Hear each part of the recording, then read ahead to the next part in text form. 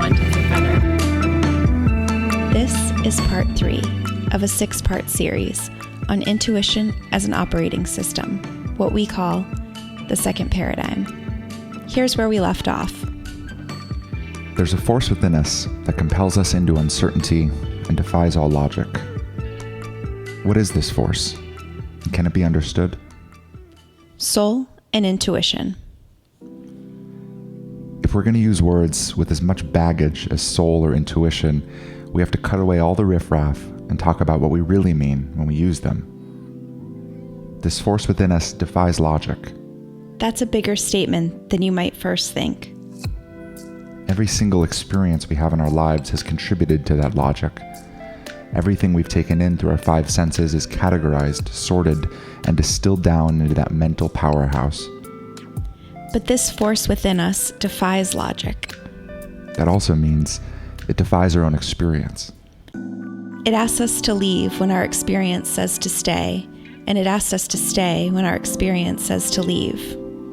It's as if there's a completely different source of information here, coming through a very different neural pathway. We could use any words here, and the experience wouldn't change. We're not talking about old religious texts or woo-woo practices from the fringes of Instagram. We're talking about a very real experience that everyone has. There's something within us that defies our entire body of experience and compels us to take uncertain leaps into something new. But if we were to use words, it's really not that crazy to say that if there's a piece of us that somehow exists outside of the entire body of experience we have access to, we could call it soul. And this soul, it nudges us into the unknown through these odd feelings that we could call intuition. After all, what other words could we use to describe something so profound? We're being nudged into uncertainty, out into what looks like it could only be certain doom. And somehow, this feeling, this intuition, leads us in directions that benefit our lives, bring greater fulfillment, and teach us huge lessons about reality. Look at any person who's doing something they truly love, and you'll find that it started with a story of an uncertain and terrifying leap of faith. It defied logic.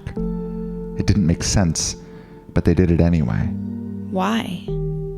A feeling.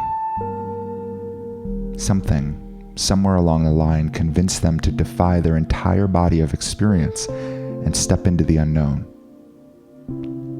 There's no way to avoid that feeling of certain doom.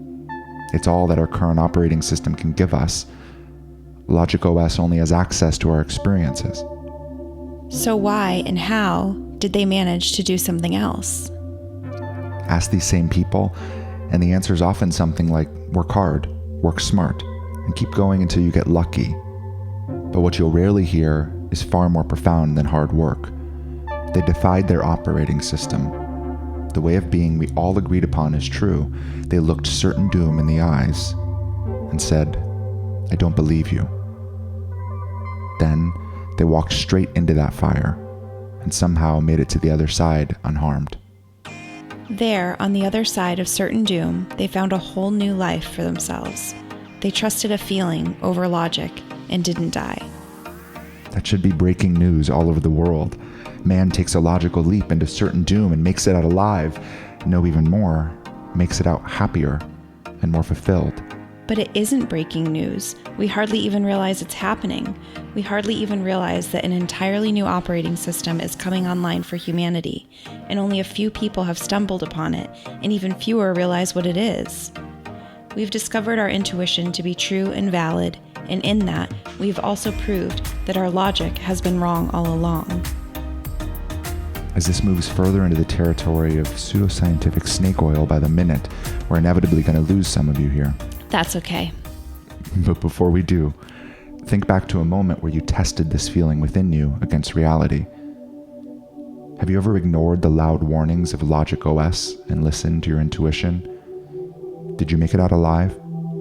Or even far more likely, have you ever not listened to your intuition and come to regret it? Even in the little things, like to stay away from that person. Look, they're smiling, they're bright, they're happy, they're smart, And come to find out later, all of it was a bit of a charade to mask those narcissistic tendencies, and on comes a long road of pain and heartbreak. Or you brush aside that weird feeling to buy a stock, buy gold, buy silver, buy something, and you watch it shoot up in value just days or weeks later. Intuition is so often annoyingly spot on. How can this unknown feeling be more precise than our entire life's experience in logic? And if it's actually true, if it actually works, how could we possibly see this force within us as anything other than access to something outside of that lived experience? At the second paradigm, we call this force Intuition. And we call this something else Soul. It's nothing new to learn, nothing overly complicated to understand, just new words for a very familiar experience. This is intuitionOS. This is the second paradigm.